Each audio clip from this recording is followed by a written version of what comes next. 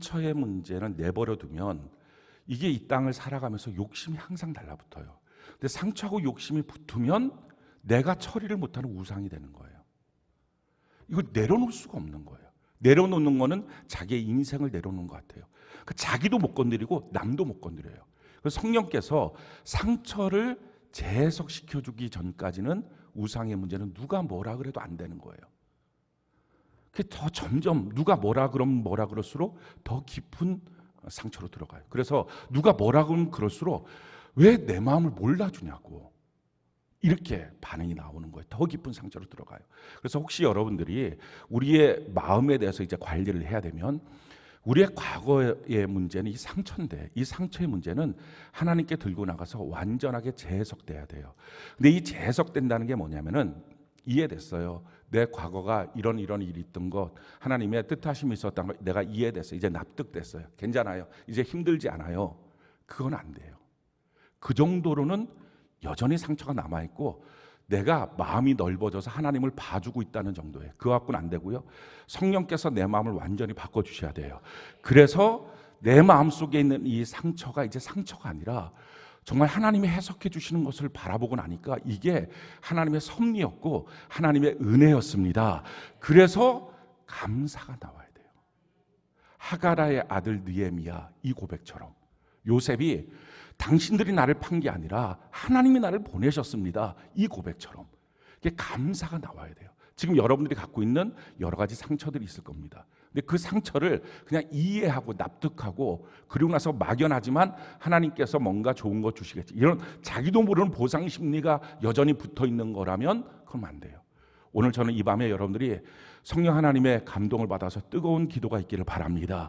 그래서 그 기도를 통해서 마음이 완전히 바뀌어져야 돼요. 과거가 끊어지지 않으면 자기의 상처가 끊어지지 않으면 이게 끊임없는 욕심이 달라붙어서 신앙생활하면서 계속 어떤 수준에 가면 어떤 상황에 가면 그게 건드려지거든요. 하나님이 그 우상을 용납하겠어요? 그러니까 자꾸 신앙생활이 뭔가 왜곡되니까 그걸 건들거든요. 그때마다 신앙은 완전히 추락하고 마는 거예요. 왜 하나님이 나를 힘들게 하냐고 생각하지 사실은 그게 자기에게 힘든 이해가 안 되는 상처라고 하는 사실을 못하는 거예요. 어떻게 하나님께 나가서 이 문제가 처리돼야 됩니까? 하나님을 믿어야 돼요. 전 여러분들이 정말 하나님을 믿기를 바랍니다. 하나님은 선하신 하나님 아멘이십니까? 좋으신 하나님 맞습니까? 그럼 선하시고 좋으신 하나님은 항상 나를 향해서 좋은 것만 주십니다. 그리고 하나님은 항상 우리를 보고 계십니다. 항상 하나님은 나의 모든 것을 알고 계십니다. 그러면 내가 받는 그 상처의 그 순간도 하나님이 다 알고 있었을 거예요. 그걸 믿어야 돼요. 하나님이 모르는 순간에 내게 이런 문제가 생겼다. 그거 아니에요. 그래서 내가 억울하다. 그거 아니에요. 하나님이 그걸 다 알고 있어요. 다 보고 있어요. 그러다 보니까 마음속에 근데 하나님 왜 그래? 라고 하는 원망도 불만도 상처 안에 깊이 들어가 있는 거예요. 그런데 거기서 한 걸음 더 나가서 이것을 합력해서 하나님은 나에게 좋은 것을 주신다. 이걸 정말 믿어야 돼요. 이것이 합력되어서 나에게 좋은 것을 준다. 지금 이 말은 그럼 악인이 없다. 악한 사건이 없었다. 지금 그 말이 아니에요. 악인은 있어요. 악한 사건도 있어요. 요셉이 말하잖아요. 당신들은 나한테 악을 행하였지만 그거 안다고요. 그러니까 그 악한 사람, 악한 사건 그거 다 있는 거예요. 있는 걸 알지만 그러나 하나님은 이 모든 것을 선으로 내게 바꿔주셨다. 아멘이십니까? 그래서 가만 놓고 보니까 그때 그 사건이 그건 분명히 악한 사건이고 악인이었지만 도리어 이것은 오늘 내게 감사가 된다. 이것이 내게 하나님을 기뻐할 수 있는 이유가 된다. 그래야 상처가 치유받은 거예요. 이게 진짜 하나님을 믿는 거예요. 그렇게 과거의 나의 상처를 끊어놓고요. 그리고 현재의 나의 마음에 대해서는 내가 들여다봐야 돼요. 하루에 3번씩은 들여다보고 이 마음을 하나님 앞에 나가서 쏟아놔야 됩니다. 가장 큰 능력은 고백이에요. 요한 1서 1장 9절에 보면 너의 죄를 하나님 앞에 자백하면 고백하면 그는 미쁘시고 의로우사 우리의 모든 죄를 사해 주신다는 거예요. 생각해 보십시오. 인간에게 있어서 가장 망치는 게 뭐예요? 그게 죄예요. 죄라고 하는 것도 고백하면 자백하면 없어진대요. 그러면 이 죄보다 훨씬 약한 나의 부족함, 약한 거, 내 마음속에 있는 어떤 마음의 상태, 지금 외로움, 뭐 죄책감, 뭐 이런 것들 정도는 가서 자백하면 그게 왜 안 없어지겠어요? 가장 강력한 힘, 자백이에요. 오늘 우리가 하나님께 나가서 우리의 마음을 자백하는 은혜가 있기를 바랍니다. 그래서 이번에 이 빚어주심 시리즈를 통해서 15가지의 그것보다 훨씬 더 많습니다. 우리 마음은 굉장히 복잡합니다. 훨씬 더 많지만 그중에 15가지를 추려서 지금 내 마음의 상태가 도대체 어떤 게 있는지, 이게 막 뒤죽박죽 돼서 마음을 잘 들여다보지 않았기 때문에 모르는 거예요. 내 마음에 지금 뭐가 있는지. 그냥 뭐 비 오면 꿀꿀하다. 비 오면 꿀꿀한 게 아닌 거예요. 무슨 되지도 않는데 계속 꿀꿀입니까? 비 오면 꿀꿀한 게 아니라 마음이 뭐가 안 좋은 거예요. 그러니까 뭐가 안 좋은지를 우리가 좀 알 수 있는 그런 도구들을 말씀을 통해서 전해드리려고 하니까 여러분들이 잘 붙잡고 자기 마음을 하나님께 자백하는 은혜가 있기를 바랍니다. 우리가 지난주에 외로움에 대해서 말씀을 드렸어요. 이 외로움이라고 하는 내 마음의 감정의 상태가 있는데, 이 감정의 상태는 하나님은 이걸 멋지게 창조할 수 있는 기회로 사용하세요. 내 인생을 멋지게 만들어주세요. 근데 마귀도 이 마음을 씁니다. 그래서 마귀가 쓰면 이거를 세상과 타협하고 낭비하게 만들어요. 타락하게 만들어요. 마찬가지 오늘 죄책감이라고 하는 주제인데, 이 죄책감이라는 것도 하나님이 쓰시면 기가 막힌 것이 돼요. 마귀가 쓰면 이게 정죄감이 됩니다. 우리의 마음속에 이 죄책감이라고 하는 문제를 오늘 좀 풀어보기를 바랍니다. 교회에 오면 죄인이다 이런 말들 많이 합니다. 우리가 다 공감해요. 우린 죄인입니다. 그럼 여러분들이 아멘 이렇게 보통 말해요. 근데 다 죄인이라는 걸 알아요. 근데 정말 죄인이냐, 그걸 잘 실감하지는 못해요. 그걸 어떻게 하냐면은 너 죄인이잖아 이런 발끈해요. 맨날 우리가 나는 죄인입니다. 한번 해보십시다. 그러면 여러분들 죄인인 건 맞죠? 맞습니까? 진짜 맞습니다. 아멘이 되잖아요. 그럼 옆 사람이 한번 너 죄인이잖아 이렇게 한번 말해보세요. 그냥 웃으면서 말하면 이게 실감이 안 돼. 눈 동그랗게 뜨고 나는 너가 지난날 여름날에 했던 것을 다 알고 있다 이렇게, 너 죄인이잖아 이렇게 하면 한번 지금 해봅시다. 자 한번 해보세요. 자 시작. 벌써부터 짜증나려고 그러죠. 그러니까 이게 화가 난다고요. 그러니까 내가 죄인입니다 고백은 해요. 근데 이게 진짜 죄인이라고 내가 실감을 못해요. 그래서 이게 내가 정말 죄인이다라고 하는 실감을 좀 하기를 바라요. 그래야 이 죄의 문제가 풀어집니다. 우리가 다 죄인이에요. 누구도 말할 것 없이 죄인이에요. 성경이 우리에게 이렇게 말해요. 로마서 3장 10절부터 24절, 10절, 23, 24 우리 같이 한번 읽어볼까요? 자 시작. 기록된 바 의인은 없나니 하나도 없으며 모든 사람이 죄를 범하였음에 하나님의 영광에 이르지 못하더니 그리스도 예수 안에 있는 속량으로 말미암아 하나님의 은혜로 값없이 의롭다 하심을 얻은 자 되었느니. 아멘. 우리가 다 죄인이에요. 목사도 죄인, 성도도 죄인, 셀장도 죄인, 뭐 세론도 죄인, 팀장도 죄인, 팀원도 죄인, 다 죄인이에요. 너나 나나 똑같아요. 우리 그 마음을 갖고 편안해지는 은혜가 있기를 바랍니다. 저 목사는 설교를 하니까 뭔가 좀 나은 것 같아서 나한테 자꾸 계속 뭐라 그러냐, 혼내키는 것 같다, 이런 마음 갖지 말고요. 우린 다 죄인이에요. 우리는 다 하나님의 은혜가 필요한 존재입니다. 아멘이십니까? 그 편안한 마음을 갖고 용서하시고 오늘 말씀을 잘 들으시길 바라요. 이 죄인이라고 말할 때 우리가 다 고백을 해요. 예수 믿으면서 교회 나오면 죄인입니다. 주여 내가 죄인입니다. 내가 죽을 죄인입니다. 이렇게 막 고백을 해요. 나는 정말 벌레만도 못한 죄인이다. 막 그 앞에 형용사 굉장히 많이 붙여서 고백을 합니다. 그런데 사실은 진짜 내가 죄인이냐, 이게 잘 공감이 안 되는 거예요. 이게 왜 공감이 안 되느냐? 여러분 죄가 어떻게 생긴 거예요? 이 죄의 뿌리가 바로 원죄인데 어떻게 생겼어요? 아담과 하와가 만든 거예요. 근데 이 아담과 하와가 죄를 어떻게 한 거예요? 선악과 먹지 말라는 때 먹었어요. 쉽게 말하면 죄가 뭐였어요? 먹지 말라는 거 먹었다고 죄예요.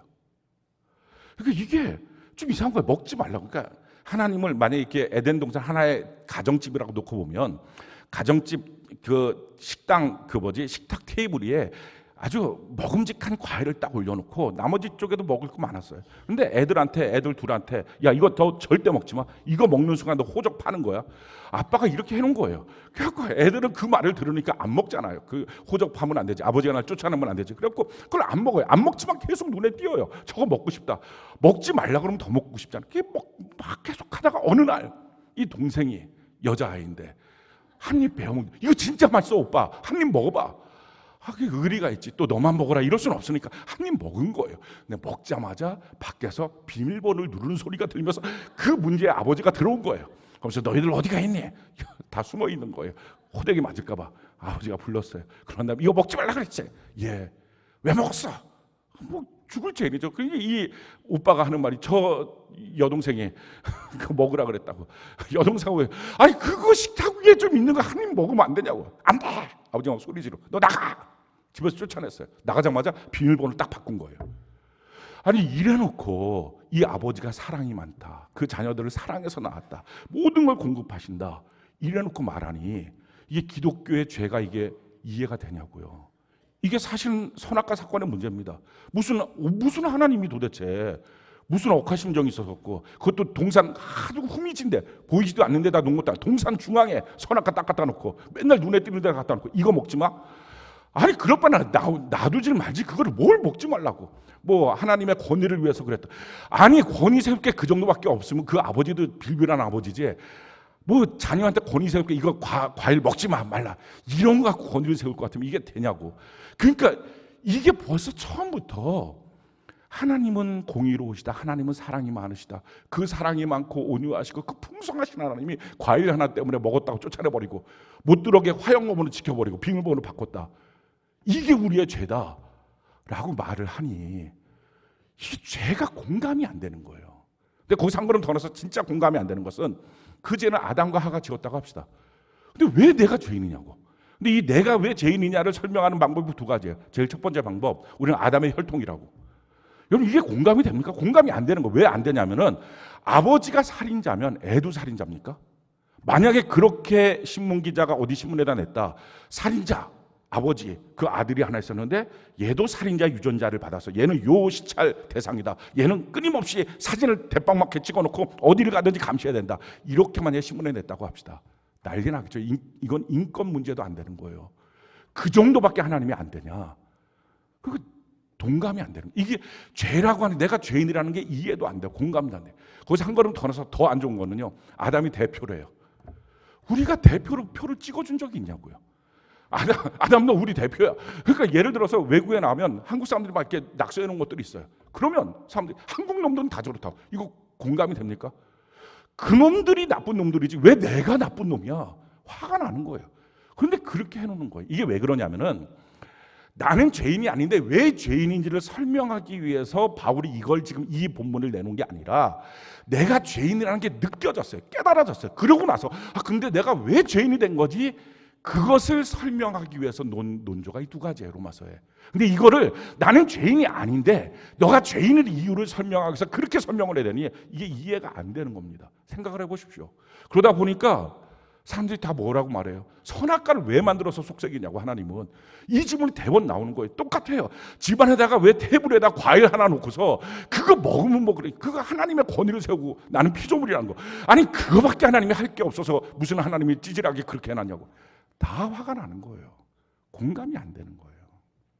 그래서 교회 안에서는 죄인이라고 말하지만 사실은 그래서 우리가 죄인이에요. 이 말이 너무 설득력이 없는 거예요. 자, 그래요. 설득력 없어요. 자, 그러면 우리 죄인 아니에요? 아니에요. 그럼 죄책감을 날마다 느끼고요. 죄의식을 갖고 살아요. 자, 그럼 이게 무슨 문제예요? 우리는 여기서 죄라고 하는 게 뭔지를 더 정확히 알아야 돼요. 죄는 먹지 말라는 거 먹고 싶어서 먹었다. 그거 아니에요. 그러기로 말하면 배 나온 사람만 다 죄인이에요. 다이어트가 안 되는 사람들만 죄인이지 이게 다이어트 워낙 잘하는 사람, 빼짝 마른 사람 이런 사람들은 죄인이 안 될 가능성이 너무 많은 거예요. 먹지 말라는 걸 먹어서 죄인이다. 이 개념이 아닌 거예요.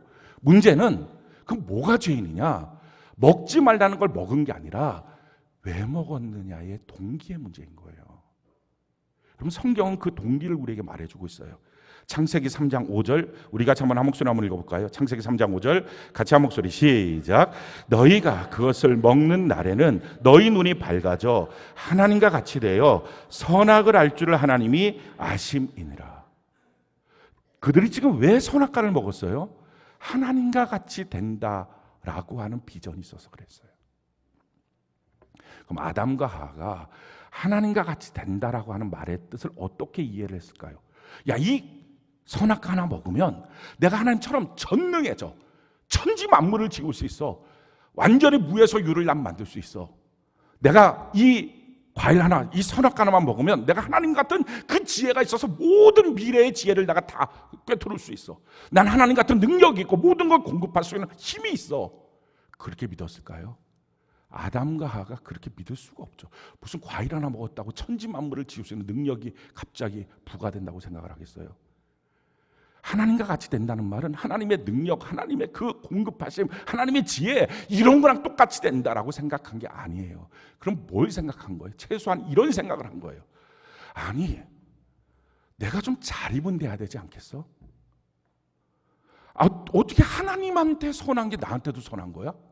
어떻게 하나님한테 좋은 게 나한테도 좋은 거야?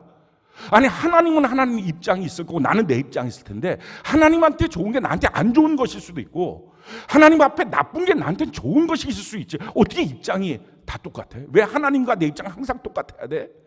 이건 좀 이해가 안 돼.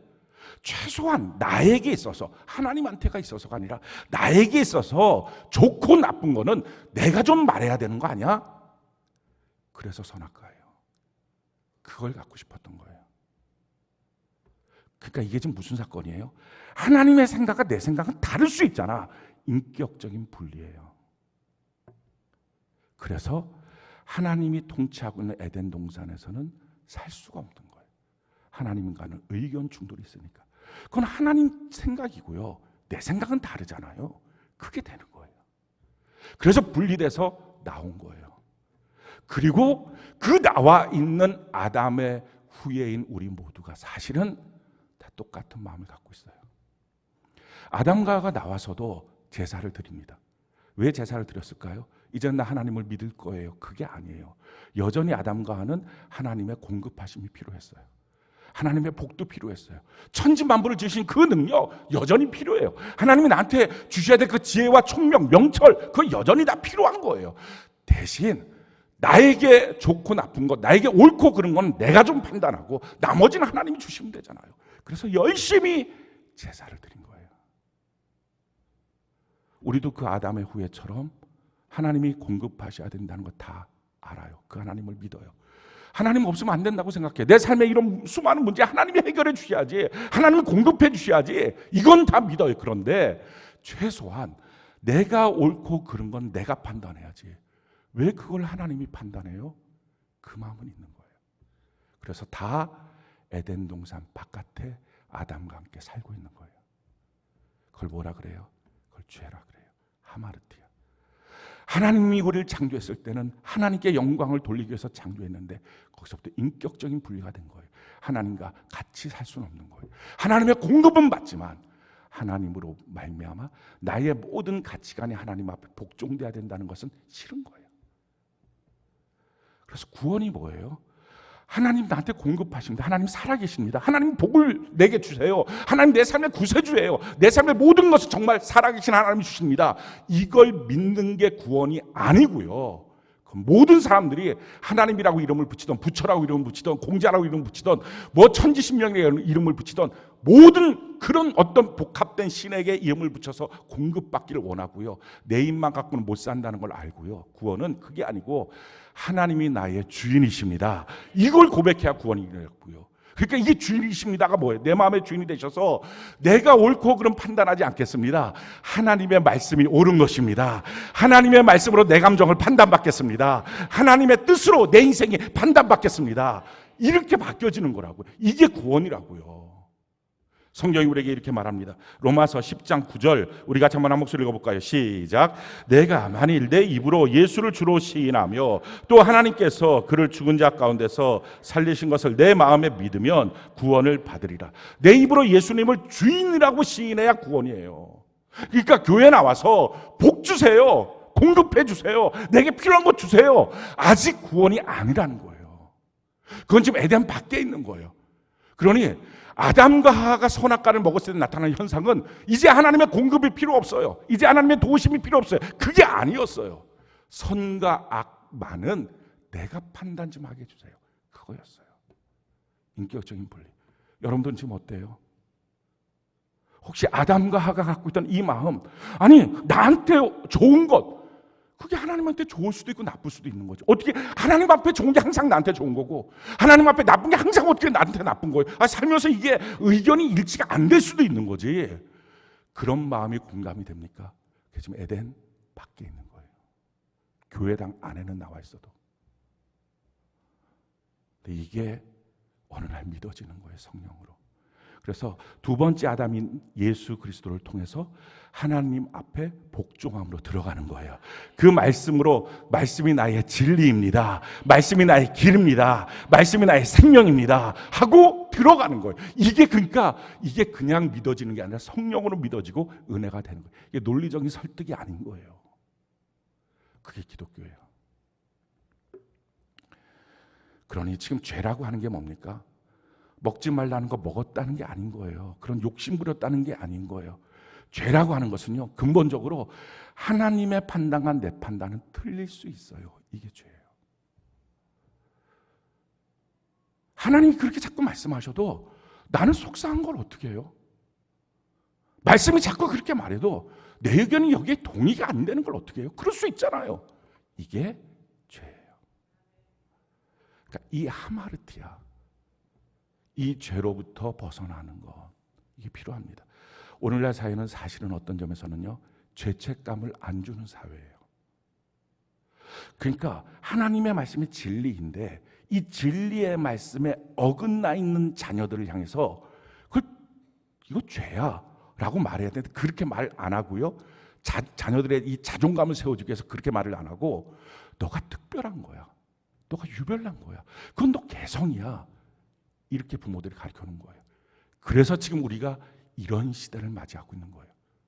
동성애도 개성, 다른 사람들 왕따시키고 괴롭히는 것도 개성. 부모들이 다 그런 식으로 가르쳐놨어요.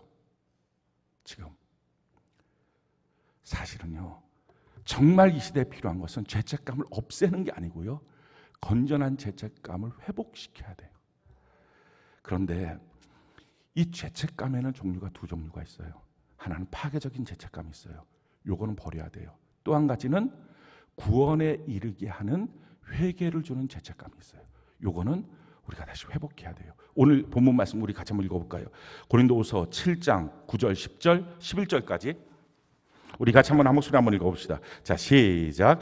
내가 지금 기뻐함은 너희로 근심하게 한 까닭이 아니요 도리어 너희가 근심함으로 회개함에 이른 까닭이라. 너희가 하나님의 뜻대로 근심하게 된 것은 우리에게서 아무 해도 받지 않게 하려 함이라. 하나님의 뜻대로 하는 근심은 후회할 것이 없는 구원에 이르게 하는 회개를 이루는 것이요 세상 근심은 사망을 이루는 것이니라. 보라, 하나님의 뜻대로 하게 된 이 근심이 너희로 얼마나 간절하게 하며 얼마나 변증하게 하며 얼마나 분하게 하며 얼마나 두렵게 하며 얼마나 사모하게 하며 얼마나 열심 있게 하며 얼마나 벌하게 하였는가. 너희가 그 일에 대하여 일체 너희 자신의 깨끗함을 나타내었느니라. 자, 10절에 뭐라고 말합니까? 하나님의 뜻대로 하는 근심, 이것은 후회할 것이 없는 구원에 이르게 하는 회개를 주는 것입니다. 근데 또 하나 근심이 있어요. 세상 근심은 사망을 주는 것이라는 거예요. 파괴적인 죄책감, 이건 우리로 하여금 사망을 줍니다. 자, 근데 하나님 앞에 구원에 이르게 하는 죄책감이 있어요. 이건 우리가 지금 회복시켜야 돼요. 우리 자녀들 자존감 키워준다고 죄책감 없는 자녀 만들어 놓으면 큰일 납니다. 지금 이 시대가 그래서 진리 대신 하나님의 말씀 앞에 다 떠나 있는 시대를 만들어 놓은 거예요. 오늘날 믿는 부모들이 자기 자녀 자존감 세워준다고 다 타락시켜서 지옥 가는 백성들 만들어 놓은 거예요. 우리 정말 정신 똑바로 차려야 됩니다. 파괴적인 죄책감은 뭐예요? 자기도 모르게 들어오는 죄의식이 있어요. 죄책감이 있어요. 여기서부터 벗어나고 싶은 거예요. 이렇게 벗어나고 싶어서 하는 행동들이에요. 그래서 벗어나고 싶어서 열심히 기도해요. 열심히 전도해요. 열심히 봉사해요. 자기가 할 수 있는 헌금도 드리고 예배도 열심히 드려요. 성경도 열심히 봐요. 그렇게 해서 열심히 무엇인가를 하는 거예요. 하다 보니까 자기가 잘하는 것도 있고요, 여전히 자기가 잘 못하는 것도 있어요. 잘하는 것에 대해서는요, 우월감이 느껴져요. 설교를 들을 때 끄덕끄덕, 그렇지, 오케이, 나는 이 정도는 되지, 나는 이 정도 수준의 사람이야. 근데 자기가 못하는 것에 대해서는 열등감이 생기고요, 말씀을 듣기가 싫어져요. 부담스럽다 그래요. 짐이 된다 그래요.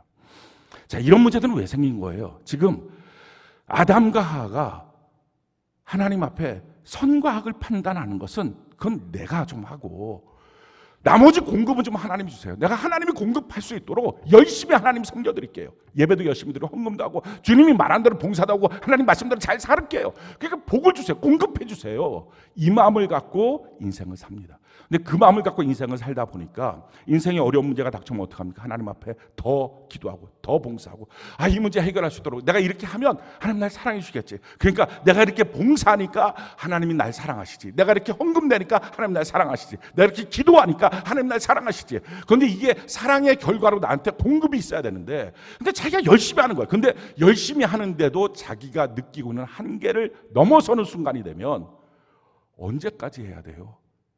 확 올라오는 거예요. 도대체 언제까지 하나님 해야 돼요?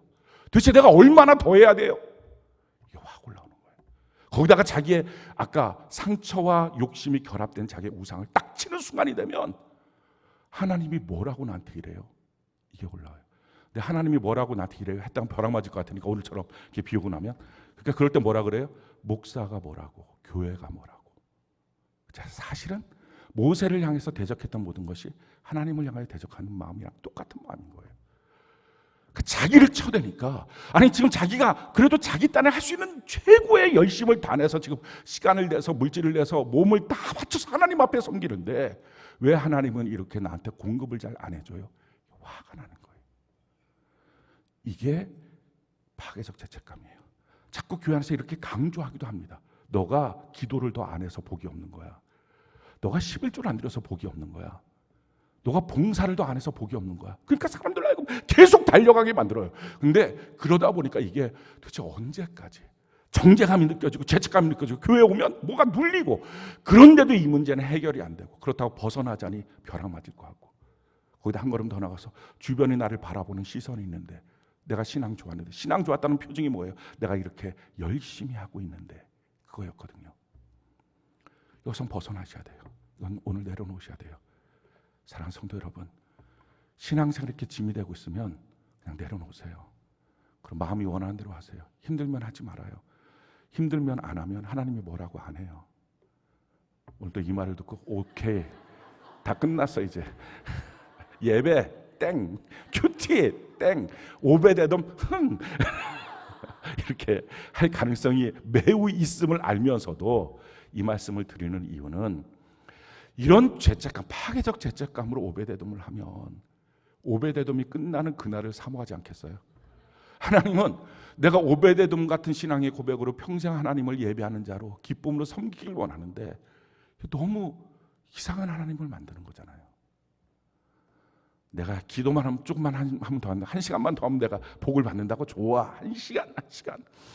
이렇게 하고 있으면 그럼 이게 뭐가 하나님이랑 코드가 안 맞잖아요. 오늘 그래서 이런 무거운 짐이라면 오늘 하나님 앞에 그냥 내려놓으세요. 제가 주님을 대신해서 여러분들에게 권면합니다. 그 무거운 짐 지고 있지 말아요. 수고하고 무거운 세상 짐 지고 있는 자에게 하나님은 쉼을 주겠다고 교회를 주셨는데 교회에 와서 또 다른 무거운 짐을 짊어지고 그 무거운 짐을 내려놓을 수 없는 죄책감, 정죄감 때문에 허덕이고 있다면 너무 불행한 거예요. 사랑의 하나님을 깊이 못 느끼는 거예요. 오늘 이 밤에 저는 여러분들이 좀 자유케 됐으면 좋겠어요. 그래서 안 해도 돼요. 힘들면 그냥 서 있어도 돼요. 내려놔도 돼요. 힘들다고 나 이거 힘들어서 이거 못 해먹겠다고 얘기하세요. 그러면 옆에 사람들이 그러냐고 나도 그렇다고 같이 내려놓고 그 내려놓음에 대한 나눔을 같이 한번 하고 세려서 막 그냥 그렇게 살아요. 괜찮아요. 아무 문제 없어요. 왜냐하면 그 짐은 처음부터 지는 짐이 아니어서 그래요. 그 길은 주님이 처음부터 원했던 길이 아니라서 그래요. 그 길을 그대로 가면 교회의 겉모습은 멋있어집니다. 와, 이 교회 봉사 많이 하네. 이 성도들 헌신 많이 하네. 막 전도해서 막 사람들 모아놔요. 그럼 야, 이 교회 전도도 많이 하네. 숫자도 늘었네. 겉모습은 너무 멋진데 하나님이 봤을 때는 왜 이렇게 힘겨워하니? 내가 너희를 그렇게 고통스럽게 하는 자니? 이렇게 말씀하실 거예요. 그러니까 자신 있게 절대 집에 갈 때 하나님이 벼락 안 치니까 그냥 여기다 다 내려놓고 저 하나님 한동안 쉬겠습니다. 그냥 그렇게 하고 가시길 바라요. 그런데 두 번째 우리가 가져야 될 죄책감이 있어요. 이건 반드시 지켜야 될 죄책감이에요. 그 죄책감은 뭐냐면은 내가 자꾸 이렇게 못하니까 그래서 좀 더 하고 좀 더 하고 막 그렇게 좀 더 하는 것을 통해서 하나님의 복을 받아야지, 공급받아야지. 그래야지 내가 인정받지. 그래야지 내가 교회 안에서도 좋은 성도, 신앙 좋은 성도 되지. 이렇게 파괴적인 죄책감이 아니라 하나님이 우리에게 원하시는 죄책감은요, 구원에 이르는 회개예요. 그게 무슨 말이냐면 이겁니다. 어떤 사건이 터졌어요. 그 사건 앞에 지금 뭘 보는 거예요? 죄가 뭐라고요? 하나님이랑 나랑은 생각이 달라요. 이게 죄라니까요. 하나님이랑 나랑은 견해가 달라요. 하나님 입장이 있는 것처럼 나도 내 입장이 있어요. 이거 좀 인정해 주세요. 이게 선악과의 사건이었고요. 이게 지금 죄예요. 근데 그렇게 살고 있었어요. 살고 있다가 어느 날 문제가 딱 터지는 순간에 깨달아지는 거예요. 그래서 막 화가 났었는데, 어떻게 내 삶에 이런 문제가 생겨? 화가 났었는데 깨달아진 거예요. 주님, 이 사건이 나한테 고통을 주는 게 문제가 아니고요, 내 마음이 하나님을 떠나서, 하나님의 진리의 말씀을 떠나서 내가 내 마음대로 사는 것 자체가 고통이네요. 그게 깨달아지는 거예요. 그 죄책감, 정말 나의 죄의 문제는 하나님을 떠난 게 죄입니다. 이게 깨달아지는 거예요. 성경이 우리에게 이것을 이렇게 말해요. 예레미야 2장 13절 19절 우리 두 절 같이 한번 한 목소리 읽어볼까요? 시작. 내 백성이 두 가지 악을 행하였나니 곧 그들이 생수에 근원되는 나를 버린 것과 스스로 웅덩이를 판 것인데 그것은 그 물을 가두지 못할 터진 웅덩이들이니라. 내 악이 너를 징계하겠고 내 반역이 너를 책망할 것이라. 그런즉 내 하나님 여호와를 버림과 내 속에 나를 경외함이 없는 것이 악이요 고통인 줄 알라. 주 만군의 여호와의 말씀입니다.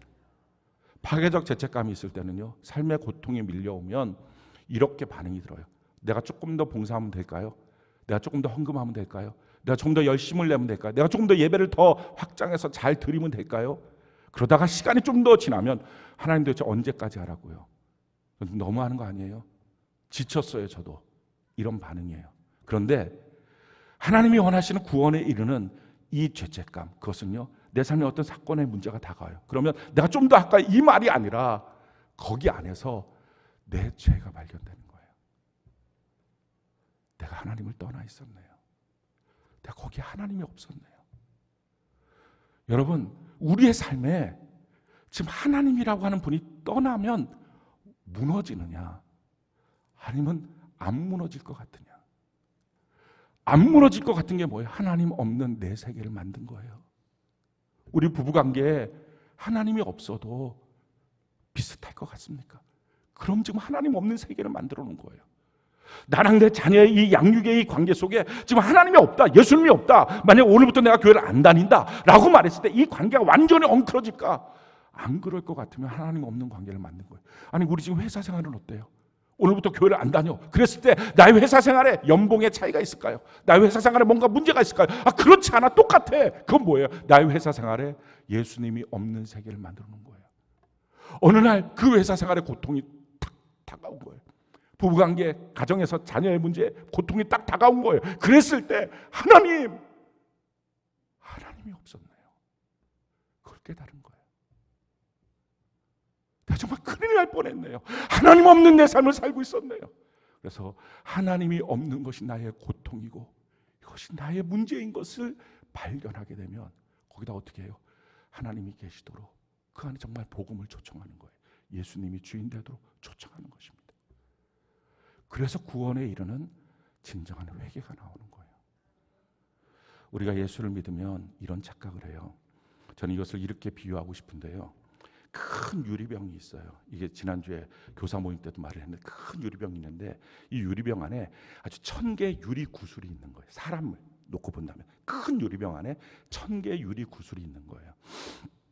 근데 예수 믿기 전에 나의 유리병은요, 투명 유리병이에요. 예수 믿고 난 다음에도 나의 유리병은 투명 유리병이에요. 근데 그 안에 있는 구슬은 까만 구슬이었어요. 근데 예수 믿고 난 다음에 이게 빨간 구슬로 바뀌는 거예요. 그러면 예수 믿으면 내가 예수님 나의 주인이십니다 고백하는 순간에 1000개의 구슬이 다 빨간 걸로 한순간에 후룩 바뀌느냐? 그렇지는 않아요. 처음에 바뀌는 구슬이 뭘까요? 내가 죄인입니다. 이 고백은 하겠죠.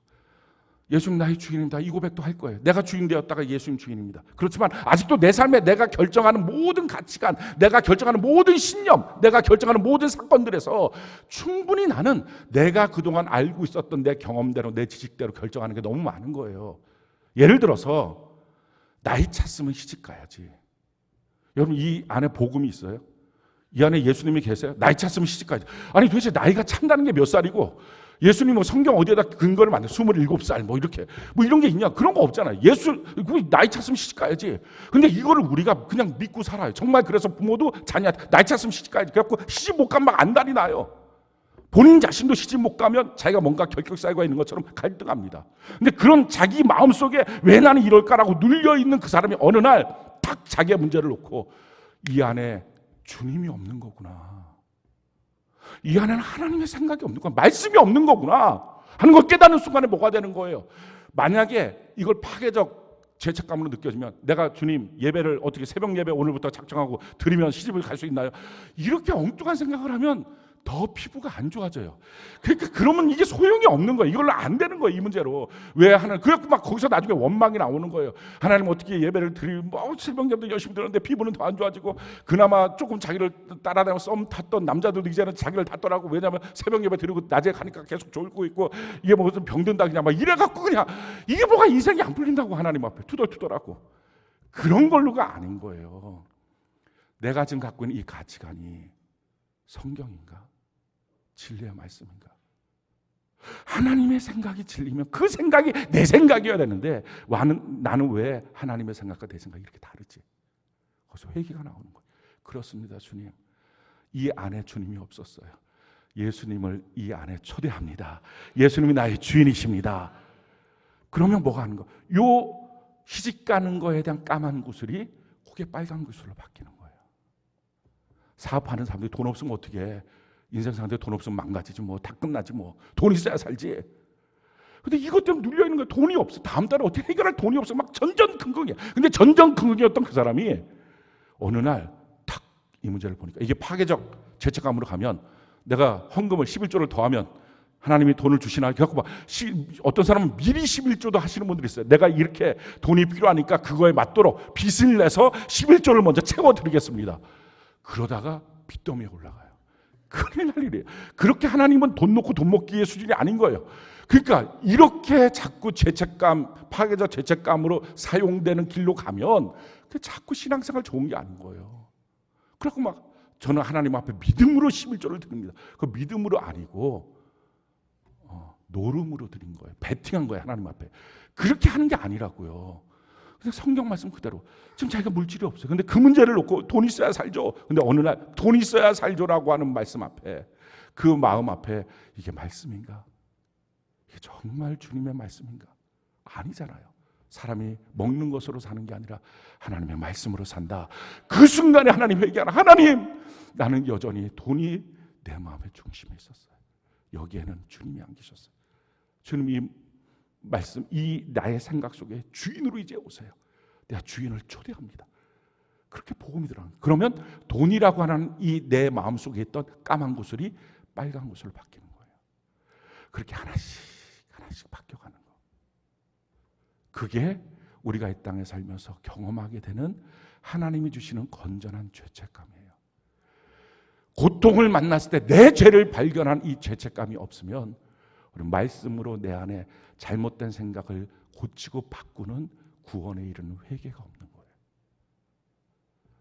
사랑하는 성도 여러분, 여러분들의 마음속에는 이 건전한 죄책감이 살아있습니까? 자기의 삶을 예수 그리스도로 조명해보는 이 죄책감이 살아있습니까? 성경이 우리에게 이렇게 말합니다.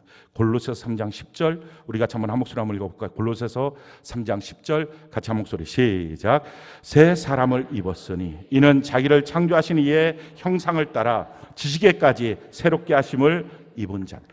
우리가 새 사람을 입고 나면 우리의 지식도 새로워진다고. 그런데 우리의 지식에 지금 수천 개, 막 내 머릿속에 한 1000개 정도 되는 이 구슬은 하나씩 하나씩 바뀌어져야 되는데, 이 죄책감을 통해서 하나님의 말씀이 깨달아지고, 어떤 사건을 봤을 때 자기 죄가 보여져서 고통이 문제가 아니라, 이게 힘든 게 문제가 아니라 힘든 문제가 말씀을 떠난 자기 자신, 이게 보여져서 하나님께 돌아가고 또 돌아가고, 그래서 하나씩 그래서 다 빨간 구슬로 바뀌어지는 것.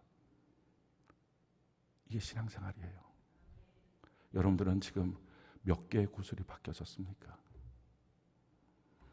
여러분들을 누군가 본다면 이 유리병은 하나도 안 바뀌거든요. 똑같이 투명이에요. 예수 믿기 전과 예수 믿고 난 다음의 삶 속에 여전히 저 사람 까만해.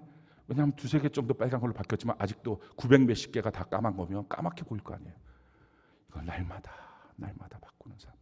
그래서 우리의 삶에 나타나는 현상들, 우리의 삶에 나타나는 크고 작은 어떤 고통의 문제, 우리의 삶에 나타나는 크고 작은 어떤 사건들 앞에, 사람들이 우리에게 주는 어떤 말들 앞에 죄책감이 딱 느껴지는 그 죄책감이 뭐예요? 그 죄라는 게 뭐예요? 하마르티야.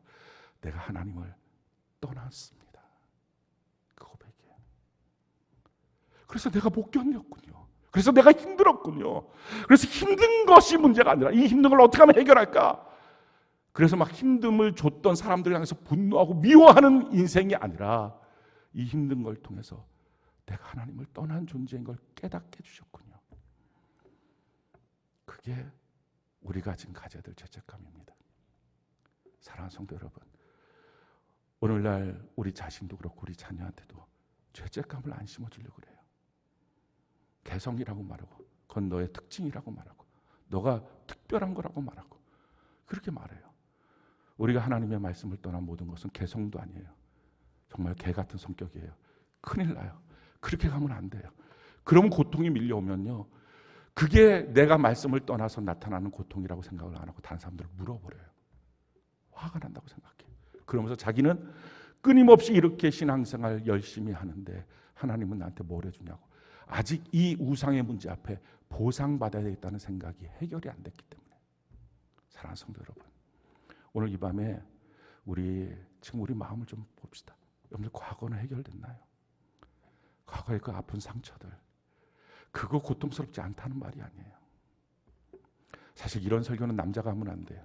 여자가 하는 게 훨씬 나아요. 왜냐하면 남자가 훨씬 더 상처 주기 쉽고 여자는 훨씬 상처받기 쉽거든요. 그러다 보니까 목사도 남자라서 이게 또 상처를 줬으면 지가 져놓고 무슨 저런 설교를 하는 거야, 이렇게 이게 투덜투덜 할 수 있는 가능성이 얼마나 많겠어요. 그렇다면 용서하시고 들으시기 바래요. 뭐 지금 어떻게 여자를 세우겠어요, 여기서 느닷없이.